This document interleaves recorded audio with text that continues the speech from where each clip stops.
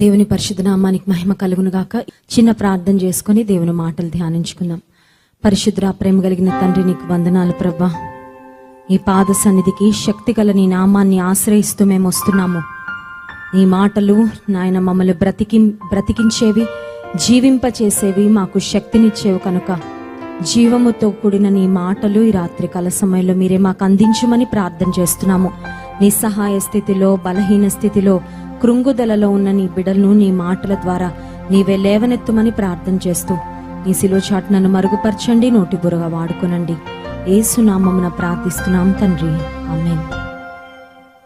దావీదు కీర్తన 22వ దావీదు కీర్తన మనం గమనించినట్లయితే ఇది దావీదు రచించిన కీర్తన అనే మాట మనం చూస్తున్నాం. దావీదు భక్తుడు ఈ కీర్తనలో వ్రాసిన మాటలను బట్టి మనం ఏం అర్థం చేసుకోవచ్చు అంటే, he's in a very desperate condition. చాలా నిస్సహాయ పరిస్థితిలో, చాలా నిరుత్సాహంతో, కృంగుదలతో ఉన్న సమయంలో దావీదు దేవునితో మాట్లాడుతున్నాడు. కృంగుదల వచ్చినప్పుడు వాట్ డు వి డూ? కృంగుదల అనేది ప్రతి ఒక్కరికి ఏదో ఒక సమయంలో వస్తూనే ఉంటుంది. కొన్నిసార్లు చాలా చిన్న విషయాలు కూడా మనల్ని ఎక్కువగా కృంగతీస్తూ ఉంటాయి. కొన్నిసార్లు గడ్డు సమస్యలు, ఆరోగ్య పరిస్థితులు, మన శక్తికి మించిన సవాళ్లు మనం ఎదుర్కొంటున్నప్పుడు కూడా కృంగిపోతుంటాం. అయితే కృంగుదల వచ్చినప్పుడు చాలాసార్లు మనం ఏం చేస్తామంటే మనలో మనం ఆలోచించుకుంటూ కూర్చుండిపోతాం. అలా నిరాశలో మౌనంగా ఎవరితో మాట్లాడకుండా కొంతమంది ఉండిపోతూ ఉంటారు. కొంతమంది కృంగుదలలో, నిరాశలో ఉన్నప్పుడు వాళ్ళ డిప్రెషన్ యొక్క ఎఫెక్ట్స్ అందరి మీద, చుట్టుప్రక్కల ఉన్న వారందరి మీద చూపిస్తూ ఉంటారు. ఆ విసుగుదలను గాని, ఆ కోపాన్ని గాని, నిరాశను గాని చుట్టూ ఉన్న వాళ్ళందరి మీద రుద్దుతూ ఉంటారు. అయితే దావీదు భక్తుడు కృంగుదల తాను ఎదుర్కొంటున్న సమయంలో ఏం చేశాడు అని ఆలోచిస్తే దేవునితో మాట్లాడుతున్నాడండి. He had a conversation with God. మనందరికీ తెలుసు, దేవునితో మాట్లాడడం అంటే ప్రార్థన. Prayer is just talking to God. It's having an honest conversation with God. మన ప్రార్థన ఏదో ఎలోక్వెంట్ వర్డ్స్తో, పెద్ద పెద్ద మరి మాటలతో, బైబిల్లో ఉన్న మాటలన్నీ మనం తెలుసుకొని లేకపోతే వాటన్నిటిని కలగలిపి చేయాలని రూలేమీ లేదు. ప్రార్థన ఒక యథార్థమైన హృదయంతో, చాలా సింపుల్గా, స్ట్రైట్గా దేవునితో నీ హృదయంలో ఉన్న భావాలు చెప్పుకోవడమే ప్రార్థన. ప్రార్థనలో వేషధారణను దేవుడు ఎన్నడూ ప్రోత్సహించాడు. కొన్నిసార్లు ఇతరులు చూస్తున్నారనేసరికి మన ప్రార్థన కొంచెం క్వాలిటేటివ్గా ఉండడానికి ఏదో హృదయంలో లేనివి కూడా ప్రార్థనలో పెట్టాలని ప్రయత్నం చేస్తూ ఉంటాం. కానీ దేవుడైతే అటువంటి ప్రార్థనను లెక్క చేయడు. దేవుడు ఆశించేది, దేవుడు కోరుకునేది తన ప్రజలు యథార్థమైన ప్రార్థన చేయాలని, ఆనెస్ట్ ప్రేయర్. ఇక్కడ మనం గమనిస్తే దావీదు భక్తుడు చేసిన ఈ ప్రార్థనలో there are so many questions. దేవుణ్ణి కొన్ని ప్రశ్నలు అడుగుతున్నాడు. దేవుని ప్రశ్నలు అడగచ్చా? Can we ask God some questions అంటే భక్తుడు అడిగాడు. దేవుడు దావీదు భక్తుడిని కోపగించుకున్నట్లు గాని, శపించినట్లు గాని, నువ్వు నన్ను ప్రశ్నలు అడగడానికి నువ్వు ఎంతటి వాడివి, ఏ పాటి వాడివి, how dare you ask questions అని దేవుడు అన్నట్లుగా మనకు కనబడడం లేదు. ఇక్కడ దావీదు దేవుని కొన్ని ప్రశ్నలు అడుగుతున్నాడు. ఆ ప్రశ్నలు ఏంటి అని ఆలోచిస్తే 22వ కీర్తన 1వ వచనం, నా దేవా, నా దేవా, నీవు నన్నేలా విడనాడితివి, my God, why have you forsaken me అనే మాట.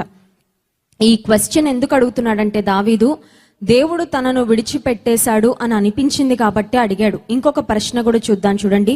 2వ వచనం, నా దేవా, పగలు నేను మొరపెట్టుచున్నాను, రాత్రి వేళను నేను మౌనముగా ఉండుట లేదు, అయినను నీవు నాకు ఉత్తరం ఇయ్యకున్నావు. నువ్వు నాకు జవాబు ఇవ్వట్లేదయ్యా. Why are you silent? మొదటి ప్రశ్నేమో నన్ను ఎందుకు విడిచిపెట్టావు ప్రవ్వా అనేది మొదటి ప్రశ్న అయితే, రెండవ ప్రశ్న పగలు రాత్రి తేడా లేకుండా నీకు మొరపెడుతున్నాను, ప్రార్థన చేస్తున్నాను, నా విషయంలో నువ్వు ఎందుకు మౌనంగా ఉన్నావు? 11వ వచనంలో ఇంకొక భావన, ఇంకొక పరిస్థితి మనకు కనబడుతుంది. 11వ వచనం, శ్రమ వచ్చి ఉన్నది, సహాయము చేయువాడెవడునూ లేడు, నాకు దూరముగా ఉండకుమా. అంటే దావీదు కనిపిస్తుంది ఏమనంటే దేవుడు చాలా దూరంగా ఉన్నాడని. 3 ఫీలింగ్స్ అండి, చాలా స్ట్రాంగ్ ఫీలింగ్స్, చాలా painful feelings, but they are real feelings. దావీదుకు నిజంగా వచ్చిన భావన, నిజంగా వచ్చిన బాధ, నిజంగా తన మనసులో వచ్చిన ప్రశ్నలు. అయితే దేవుని సన్నిధిలో చాలా యథార్థంగా తన మనసులో ఉన్న ప్రశ్నలు చెప్పుకుంటున్నాడు. ఒకటి, దేవా నన్ను ఎందుకు విడనాడావు? రెండవదిగా, దేవా ఎందుకు నీవు నాకు ఉత్తరం ఇవ్వడం లేదు? మూడవదిగా, దేవా నువ్వు ఎందుకు నాకు దూరంగా ఉన్నావు? ఈ రాత్రికాల సమయంలో ఒకవేళ దావీదులాగా నువ్వు ఒక కీర్తన రాయకపోయినా బహుశా నీ మనసులో ఇదే భావాలు ఉండుండొచ్చు. నీ వెళ్తున్న పరిస్థితులను బట్టి, it may be your hearts cry. ఒకవేళ ఈ రాత్రి కాల సమయంలో నీ హృదయంలో నుండి వస్తున్న ఆవేదన, నీ హృదయంలో నుండి వస్తున్న మూలుగు కూడా ఇదే అయి ఉండొచ్చు. ఇది ఒక మాటలో చెప్పాలంటే discouraged man asking God some questions. నిరుత్సాహంతో ఉన్న వ్యక్తి దేవుని అడుగుతున్న కొన్ని ప్రశ్నలు. ఆ తర్వాత ఈ కీర్తన 15వ వచనంలో మనం చూస్తే, నా బలము ఎండిపోయి చిల్ల పెంకు వలె ఆయను, నా నాలుక నా దవడను అంటుకొనుచున్నది. ఆ తర్వాత 19వ వచనం, యెహోవా దూరముగా ఉండకుము, నా బలమా త్వరపడి నాకు సహాయము. Lord, I need your help. త్వరగా నాకు సహాయం చే. Haste and help me, hasten to help me. నాకు సహాయం చే ప్రభా, త్వరగా నీ సహాయాన్ని నాకు అందించు అని చేస్తున్న ప్రార్థన. అయితే ఈ కీర్తన చివరికి వచ్చేసరికి ఒక భయంకరమైన బాధలో నుండి ఒక కేక లేక ఒక ఆర్త ధ్వని, ఒక మొరను, కొన్ని ప్రశ్నలను సంధించిన భక్తుడు ఈ కీర్తన మధ్య భాగం చివరిలోకి వచ్చేసరికి తన యొక్క భాష మారిపోయింది, తన యొక్క భావాలు మారిపోయాయి, తన యొక్క పరిస్థితులు కూడా మారిపోయాయి. తను దేవునితో మాట్లాడుతున్న సంభాషణలో కూడా ఒక మార్పు వచ్చింది. వచ్చిన మార్పు ఏంటంటే 24వ వచనం, ఆయన బాధపడువాని బాధను తృణీకరింపలేదు, దాని చూచి ఆయన అసహ్యపడలేదు, అతనికి తన ముఖమును దాచలేదు. కొన్నిసార్లు ప్రపంచంలో పరిస్థితులు చూస్తూ ఉంటే బాధపడుతున్న వారిని చూస్తే కొంతమంది తృణీకరిస్తారు, బాధపడుతున్న వారిని చూస్తే కొంతమంది అసహ్యించుకుంటారు. కానీ దేవుడు ఆన్ ది అదర్ హ్యాండ్ బాధపడిన వారిని చూస్తే ఆయన కనికర సంపన్నుడుగా కృపను చూపించాలని, సహాయం అందించాలని, God will be moved with compassion. ఒకవేళ మనుషులు బాధపడు వారి బాధను చూసి తృణీకరిస్తారేమో, బాధపడు వారి నిస్సహాయ పరిస్థితిని చూసి అసహించుకుంటారేమో, వాళ్ళని అవాయిడ్ చేయాలని ప్రయత్నం చేస్తారేమో. అమ్మో, ఈ నిస్సహాయ పరిస్థితిలో ఉన్న వ్యక్తి దగ్గరకు నేను వెళ్ళానంటే, ఆయన కళ్ళలో నేను పడానంటే ఇప్పుడు నా దగ్గరకు వస్తాడు, సహాయం అడుగుతాడు, నా మీద ఆనుకుంటాడు, నా టైం నేను వెచ్చించాల్సి వస్తుంది, నా ఎనర్జీ నేను స్పెండ్ చేయాలి, కొంచెం ఎఫర్ట్, కొంచెం ధనము అని బహుశా ఆలోచించి మనుషులు అసహించుకుంటారేమో, అవాయిడ్ చేయాలని ప్రయత్నం చేస్తారేమో. కానీ దావీదు భక్తుడు రాస్తున్న మాట, ఆయన బాధపడు వాని బాధను తృణీకరింపలేదు, దాని చూచి ఆయన అసహ్యపడలేదు, అతనికి తన ముఖమును దాచలేదు. హల్లెలూయా. నిన్నగాక మొన్న రిచర్డ్ ఉరంబ్రాండ్ గారి జీవితం గురించి మనం ధ్యానం చేస్తున్నప్పుడు ఆయన జైలు గోడల మధ్యలో దేవుని ప్రత్యక్షతను అందుకున్నాడు అనే మాట జ్ఞాపకం చేసుకున్నాం. దేవుడు తన ముఖాన్ని కష్టంలో ఉన్న నీకు దాచిపెట్టడు. ఆయన తన ముఖ తేజస్సును, ఆయన తన ముఖ కాంతిని నీ కష్ట సమయంలో నీ మీద ప్రకాశింప చేయాలని ఆయన కోరుకుంటున్నాడు. Let me tell you, God doesn't want to avoid you, he doesn't hate you when you are in trouble. ఆ తర్వాత చూస్తే, వాడు ఆయనకు మొర్రపెట్టగా ఆయన ఆలకించెను, మహా సమాజములో నిన్ను గూర్చి నేను కీర్తన పాడేదను. కీర్తన ఎప్పుడు వస్తుందండి? ప్రార్థన అవసరత ఒక ప్రైజ్ రిపోర్ట్ గా మారినప్పుడు. When a prayer request turns in to a praise report, that is when you start praising God and singing for him. దేవుని స్తుతిస్తూ కీర్తనలు పాడే అనుభవం ఎప్పుడు వస్తుందంటే, కష్ట సమయంలో దేవునికి మొరపెట్టుకున్నప్పుడు, ఆ కష్టము నుండి, నష్టము నుండి, ఇరుకు నుండి దేవుడు తప్పించి విడుదలిచ్చినప్పుడు, ఇరుకులో దేవుడు విశాలత కలుగు చేసినప్పుడు, బాధింపబడుచున్న స్థితి నుండి మనల్ని విడిపించి, మన బాధను తొలగించి, మన జీవిత పరిస్థితులను కుదుటపరిచినప్పుడు, అప్పుడు దేవుని సన్నిధిలో స్తుతి కీర్తనలు పాడే అనుభవం. ఈ కీర్తన చదువుతున్నప్పుడు నాకు ఒక మాట అర్థమైంది. అదేంటంటే, దావీదు ఇన్ని ప్రశ్నలు సంధిస్తే దేవుడు తన స్వరాన్ని పంపించి దావీదుకు నీకు నేను ఉన్నాను, సహాయం చేస్తాను అని మాట్లాడినట్లుగా మనకు కనబడలేదు. కానీ దావీదు సంధించిన ప్రశ్నలకు, దావీదు నిస్సహాయ పరిస్థితిలో దేవుని సన్నిధిలో పెట్టిన ఆర్త ధ్వనిని, మొరను ఆలకించి he started working on his behalf. Hallelujah.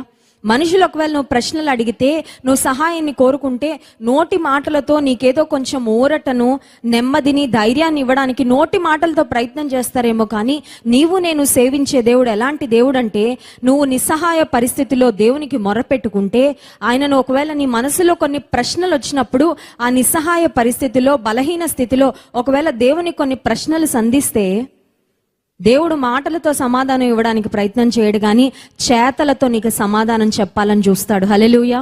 John Wesley గారు ఎప్పుడు ఒక మాట చెప్తూ ఉంటారు, అది ఎప్పుడు నన్ను బలపరుస్తుంటుంది. ఆ మాట ఏంటంటే, మనుషులు నోటితో మాటలతో సమాధానం చెప్తాడేమో కానీ దేవుడు చేతలతో సమాధానం చెప్తాడని. హల్లెలూయా.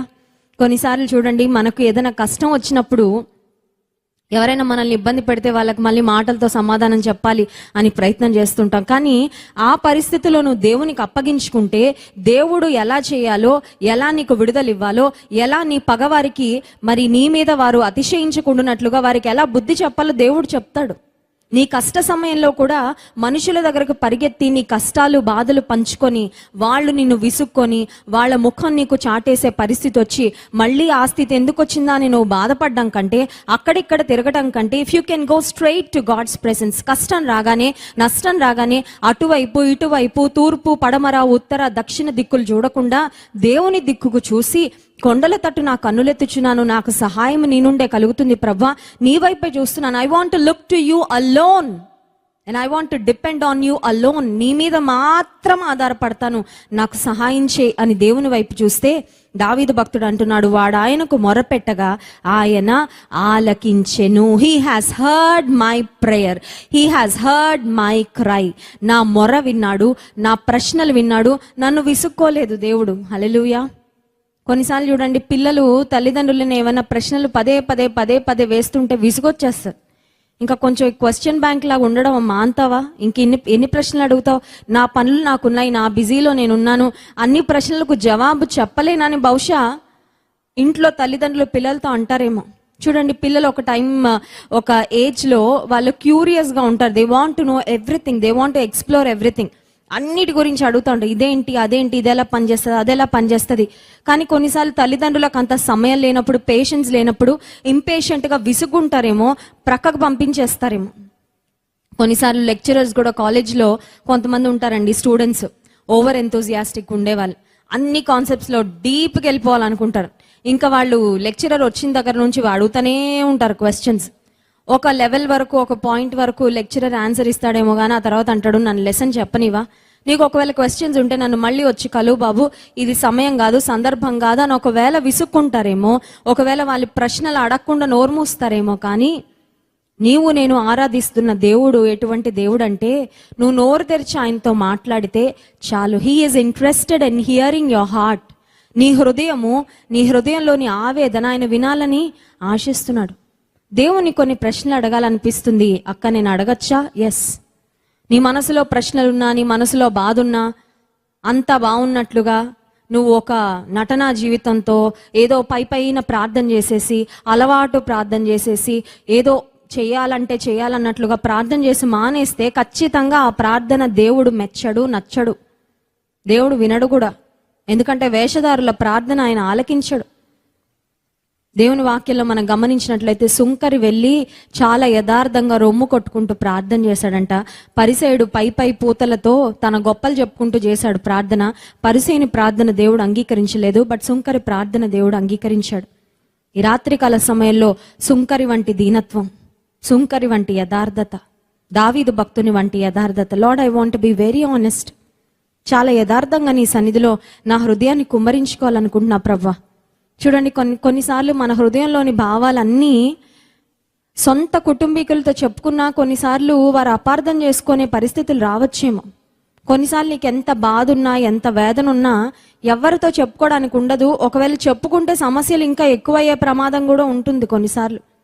ఎందుకంటే అపార్థానికి లోనవ్వచ్చు, జడ్జిమెంటల్గా మాట్లాడచ్చు, రకరకాలుగా నువ్వు నీ హృదయంలో ఉన్న బాధ బయటకు చెప్పుకున్నప్పుడు దానివల్ల నీకు కలిగే మేలు కంటే కొన్నిసార్లు నష్టం, కష్టమే రావచ్చేమో మనుషుల ముందు నీ హృదయాన్ని కుమ్మరించుకుంటే. కానీ దేవుని సన్నిధిలో నీ హృదయాన్ని కుమ్మరించుకుంటే 100% దానివల్ల నీకు నష్టం కానీ, కష్టం కానీ, ఇబ్బంది కానీ రాదు. కానీ గొప్ప ఉపశమనం, గొప్ప సహాయం. మనుషుల దగ్గర ఒకవేళ హృదయాన్ని కుమ్మరించుకుంటే బహుశా కొంచెం రిలీఫ్ వస్తుందేమో, నా కష్టాన్ని పంచుకున్నాను, కొంచెం భారం తీరుతుందేమో, కానీ కష్టం మాత్రం పోదు. కానీ దేవుని సన్నిధిలో హృదయాన్ని కుమ్మరించుకుంటే నీ హృదయంలో భారం తీరడమే కాదు, కానీ నీ కష్టాన్ని కూడా ఆయన తీసివేస్తాడు. Hallelujah. He works on your problem. నీ సమస్యలు దేవుని చేతిలో పెడితే ఏదో విని ప్రక్కన పెట్టాడు.